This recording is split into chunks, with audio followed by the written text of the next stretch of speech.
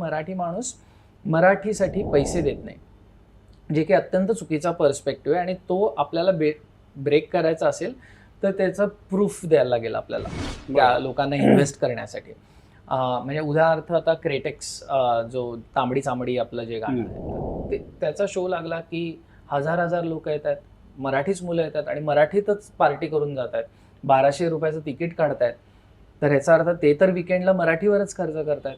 सगळी नाटकं, सखी सुव्रतचं आत्ता ते नाटक चालू आहे, जरतरची गोष्ट हीच आहे, प्रिया आणि उमेश त्यांचा वरवरचे वधूवर, जरतरची गोष्ट ही तरुण मुलांचीच नाटकं आहेत आणि ती प्रत्येक शो फुल जातोय. त्याला उदंड प्रतिसाद आहे त्यांचं. म्हणजे त्यांनी आत्ताची पिढीची लोक इमॅजिन कर की फिल्म्स न करता, डिजिटल न करता नाटक करतायत आणि त्यातनं ते कमवतायत. याचा अर्थ मराठीच मुलं जात आहेत ते बघायला.